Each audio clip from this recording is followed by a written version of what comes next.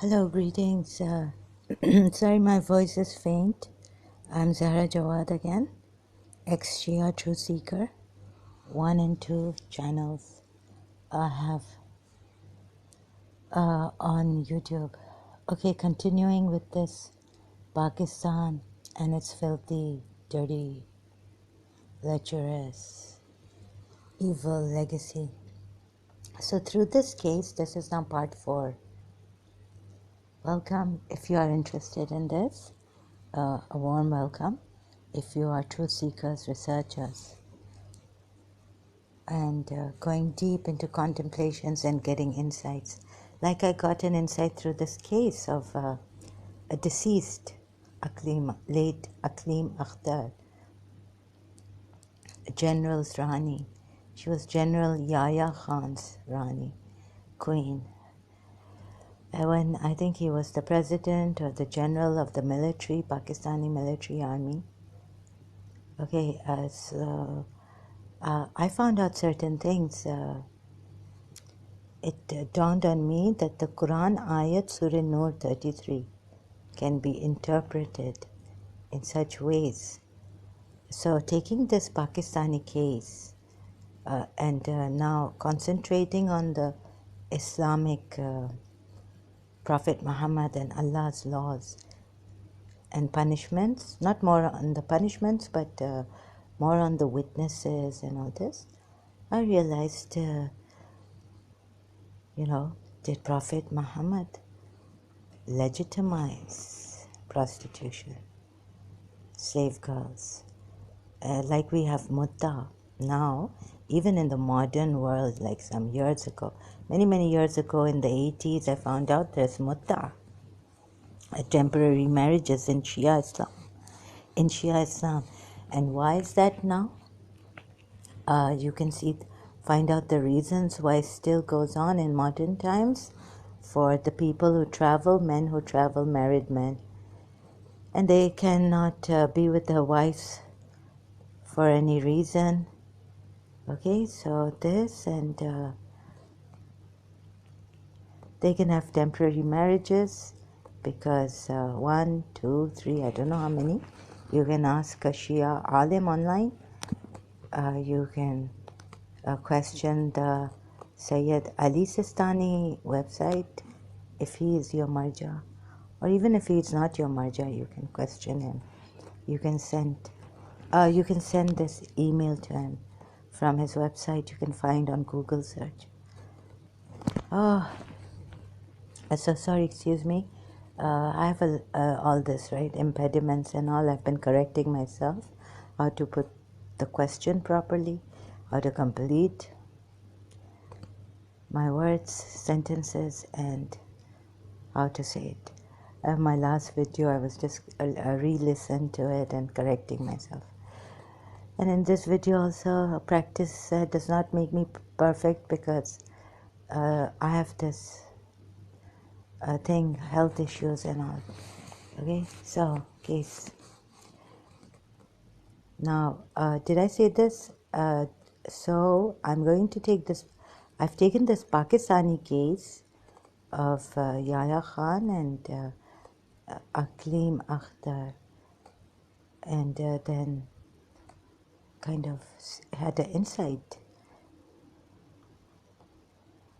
about Prophet Muhammad and Allah, and zina case and prostitution.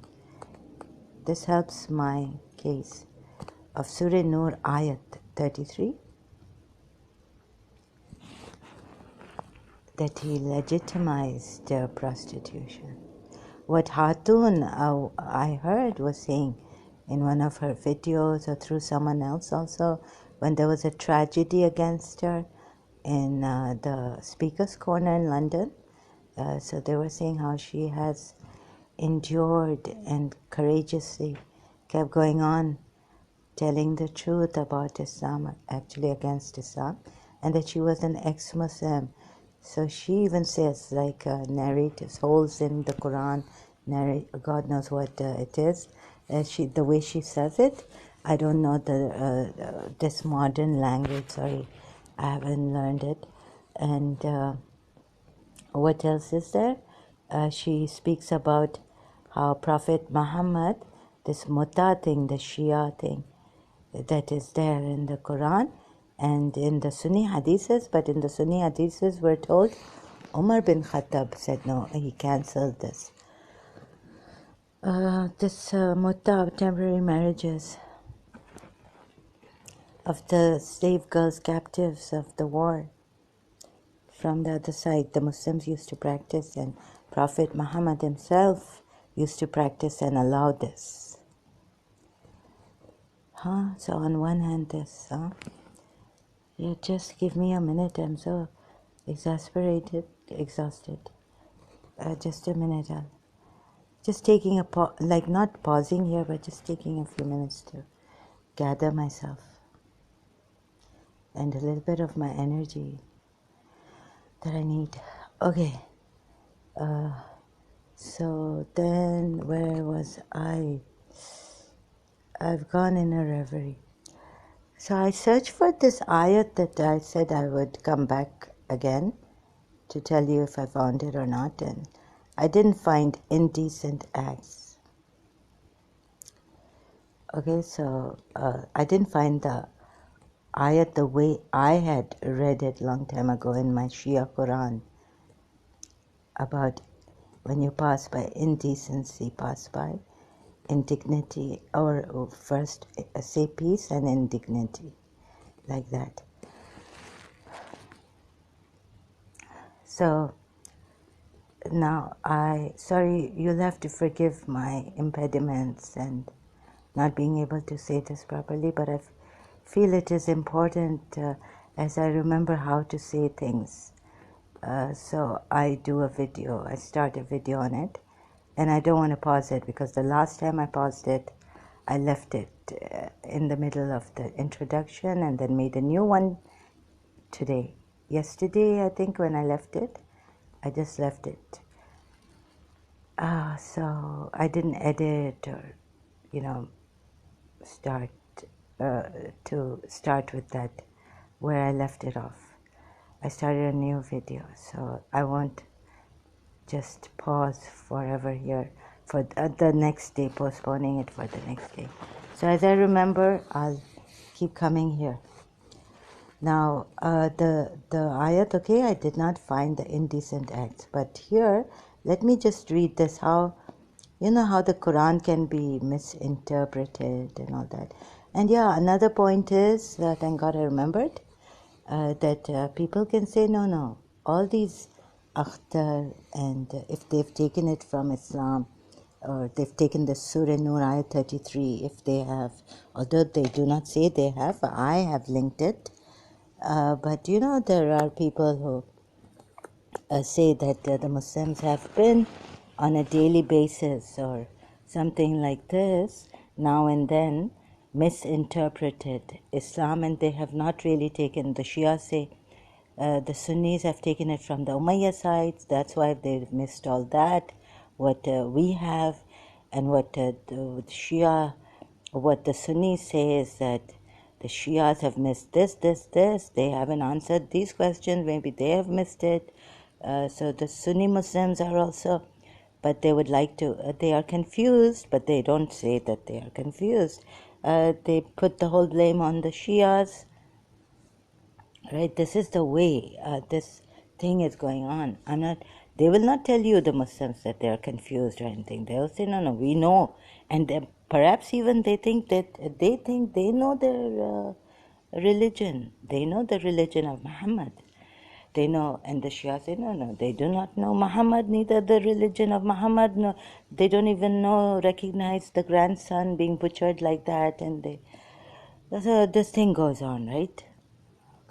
So this point, taking this point into consideration, that there are confused Muslims, apologetics, who work for this to defend their religion against any kind of other outsiders coming in, or ex-Muslims, apostasy, against apostates. So I'm also now grateful that since the name of apostasy has come out, I'm grateful to the ex-Muslims who helped me And I hope they will further help me in this. I think what the insight I'm getting, and I'm not articulate about this, you see, because as the Muslim apologetics will say that we have not understood it. There are many ayats in the Quran which say remain chaste, and for any kind of corruption on land, mischief, and things like that, indecent acts, there are punishments to, discourage. And they're very harsh sometimes very, very harsh punishments to discourage corruption and disturbance. And so to have peace prevail and establish peace. Peaceful ways, peaceful living, peaceful means. So we have not understood the Quran. But from the verses and the way I'm taking it, now I am the third category or the fourth category or the 73rd. God knows if I wanted to gain reform, then I would be the 73rd reformer of Islam, school of thought. And each one thinking in their own way that they are right. Like very few change their school of thought from Hanafi, let's say, for example, to Shia Islam. Very few. There are, no doubt, there are people who change their school of thought once they realize that, oh, my school of thought is wrong. The Sunni school of thought is wrong. I'll just go to the Shia school of thought. Like someone said on Abdullah Samir, friendly ex-Muslims live stream. Just like that, commented, and I said, no, please don't come to the Shia side. You don't know what you're... So everyone in their own ways interpreting the Quran, and our Imam Mahdi, we say, is an occultation. We should keep quiet and wait and not take any action until he comes out and explains the Quran. He will be the proof. He's the proof of Risalat, the messenger of Allah. He's also the proof of Hujjah. He's the mirror of God on earth. He's the one. And he's with the Quran, and the Quran is with him. And he is the sole interpreter of the Quran in the right, correct manner. So we should wait for him. The Shia, 12 Shias, say this. Whereas Ismaili's Imam is present, alive, and he hasn't gone into occultation, although the Nas is the same for the Shias. To know which Imam is the true Imam, they pass it on through Nas, right? So, anyways, the point here is that someone from Prophet's progeny has to be with the Quran all the time, present, alive, like the messenger of Allah was when the Quran ayats came out, when the revelation came down, and he was declaring and teaching the people at that time. So that way, whoever is responsible, the chain has to carry on this way. So I became an ex-Shia, not understanding the Quran ayats that I have said previously. And now we've come to this with the problem of Pakistan, problem of Muslim world, problem in the Muslim world, amongst the Muslim various schools of thought, Islamic various schools of thought.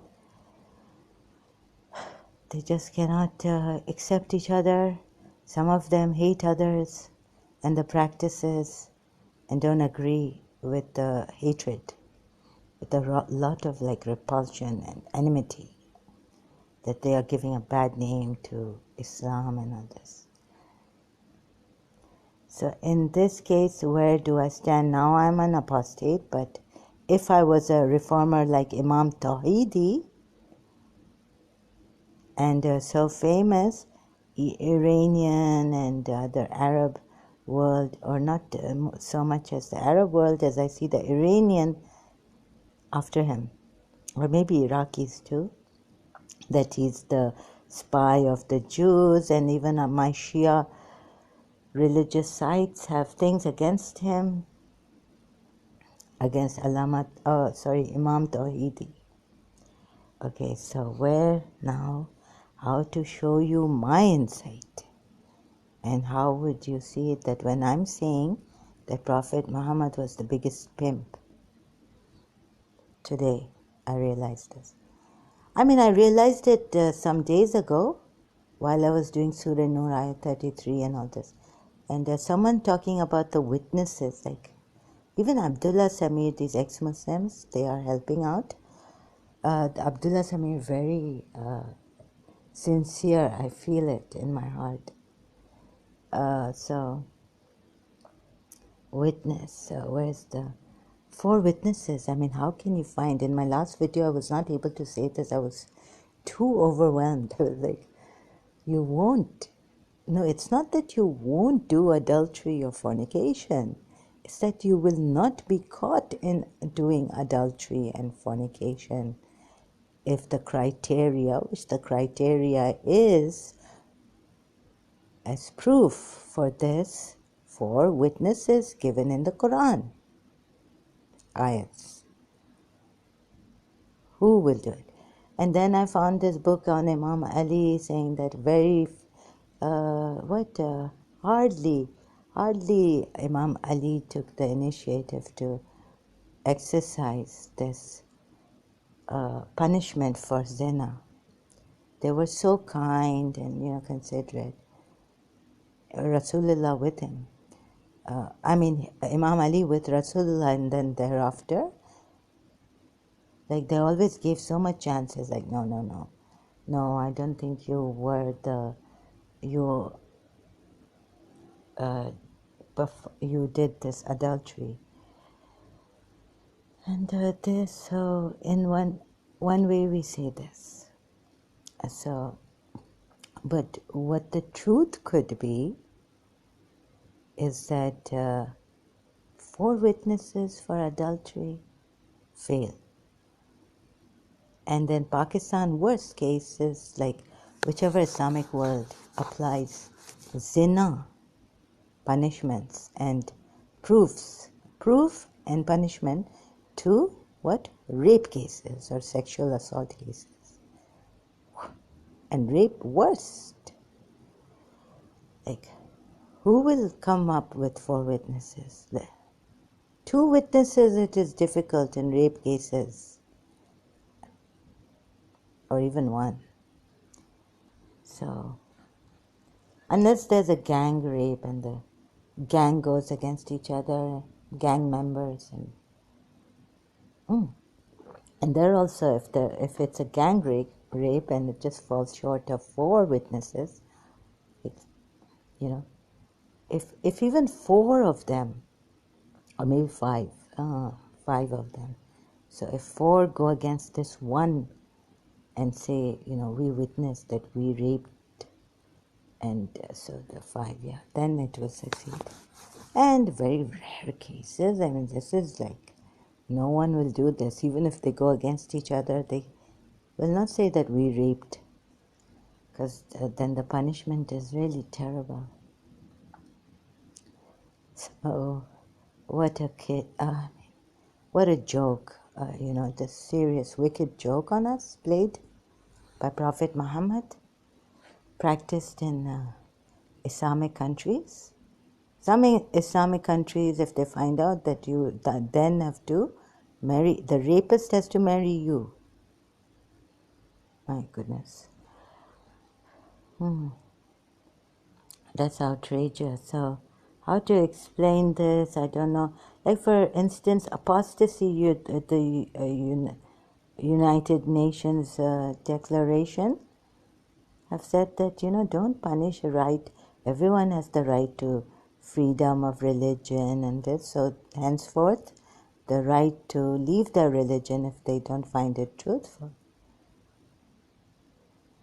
But some Arab countries like Egypt, they refuse to believe in this reasoning of the United Nations declaration on freedom, right? Freedom of religion. So apostasy in Shia Islam Wikipedia, let me show you. From Wikipedia I got this, right? So it's for you to, it's a very difficult, it's extremely difficult. I think these, for me, if my opinion, through a lot of vigorous, like my condition and all, I didn't have to put my whole life in this. But those poor alims, Shia alims, who have been in one room and given their lives to educate themselves about this religion for me has turned out to be false. And Prophet Muhammad has turned out to be the greatest pimp. You see, it's okay for Akhtara, sorry, again I'm saying Akhtara, Aklima, or I say Aklima, Aklim Akhtar, to say that prostitution is a dignified thing. It's a dignified institution. Because Prophet Muhammad said it. And why not? The pimp isn't. But let's say if those who are willing, but if you use these homeless girls, orphans and all, who didn't have a mother and father, and then you groom them, and these girls, they don't know what you're doing to them. They grow up to find out that they're different from society. Society doesn't respect them. Society is using them. So not all people, even if she tried to say that, tried to make this prostitution a dignified institution, she failed. Because no, men using you for sex, it doesn't work that way, right? Wherever you go, no matter how much we say, okay, we need to respect them. Because ek to majburi bhi hoti hai, helplessness and all this. Some tawaifs are like helpless. They said, well, we can't. We have so much to earn, and this is the most highly paid career, dancing and entertaining men by dancing. The wives, they're called. I don't know. I keep forgetting. I keep checking and keep forgetting what these tawaifs are called in, with respect, okay, or what they are called in English. Court dancers they were, or some Mughal court dancers, or whatever. No, there's another word for it. Sorry, excuse me. So, I fail. Now you see the Universal International here on Wikipedia, it also failed. Punishment, where did it, by country? Here, Universal Declaration of Human Rights. What were they blamed for? The governments of other Muslim majority countries have responded by criticizing the declaration as an attempt by the non-Muslim world to impose their values on Muslims with a presumption of cultural superiority. Citations are given 247, 248, you can check on Wikipedia.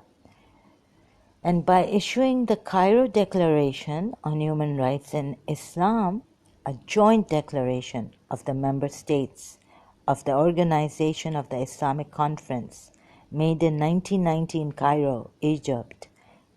Citations are given 249, 250. You can check. The Cairo Declaration differs from the Universal Declaration in affirming Sharia as the sole source of rights, and in limits of equality in behavior. Citations given, page needed. Okay, in religion, gender, sexuality, etc.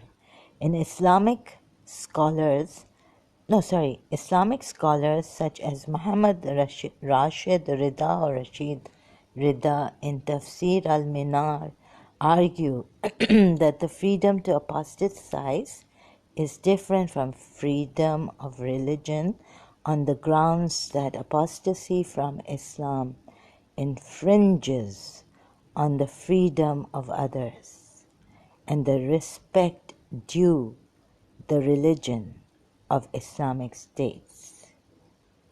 This is their reasoning, and they feel it is extremely valid for them. So to take a life, to execute apostates, see, everyone giving their own logical reasoning. And not only that the Western world is trying to influence us, but from the Islamic point of view, he says that freedom to apostatize is different. Like, for example, now that we are publishing about it, coming out with it on social media, is different from freedom of religion on the grounds, and if we leave Islam, so freedom to apostatize, meaning publishing anything in this apostasy as an apostate against Islam, is different from freedom of religion on the grounds that apostasy from Islam infringes. You are infringing on the rights, freedom of others, and the respect due the religion of Islamic states. Citation given. Oh my God. So,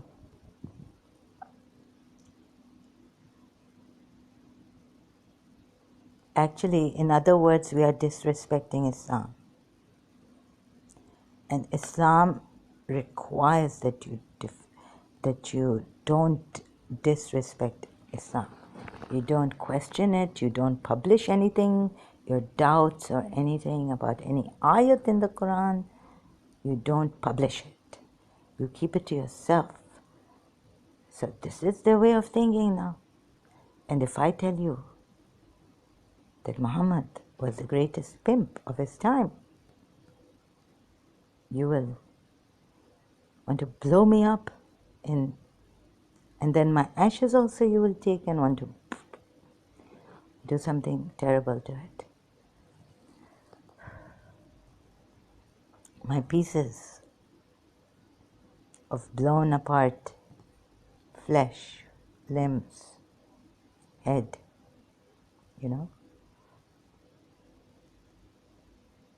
Or maybe I'm exaggerating, I don't know, but some might want to do this, I don't know.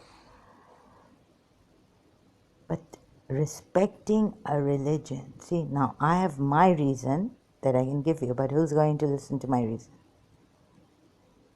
Not many Muslims. Most Muslims will not listen. So, but I will still keep going on. I will still keep going on, and next video, hopefully, I'll prove it in my own way. Whether there are 72 schools of thoughts, sects in Islam, schisms.